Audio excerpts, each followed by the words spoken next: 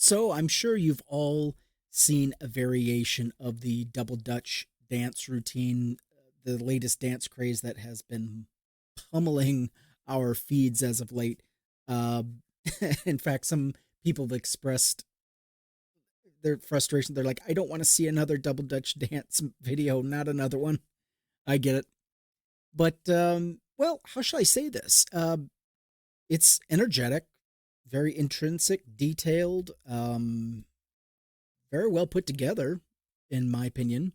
And I'm sure it takes a lot of energy and practice and skill, things that I do not have. People have said, well, why don't you do it? I'm like, well, because I'd probably break my ass trying. However, what I'm seeing in the descriptions of some of these videos of people who are actually replicating the dance routine is, ooh, Molly Long, genius.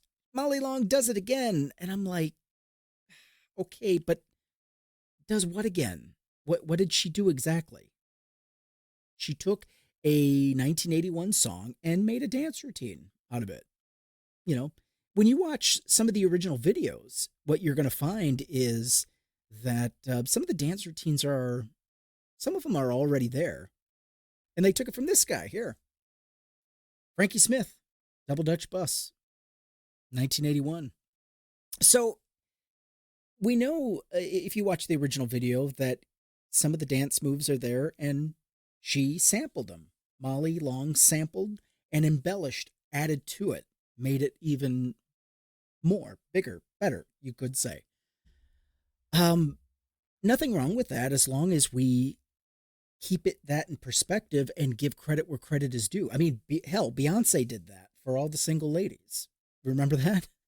And she gave credit to the original dance number that she got. I think it was back in the 70s it came out. But there's nothing wrong with that. But here's what we as white people tend to do is we colonize original ideas and we conveniently leave out original artists. You know, we're very slow at giving credit where credit is due. You know, you know, do we know who the original singer is? Is he still with us? Who were the musicians? Where did they go? Uh, what about the other dancers in the video?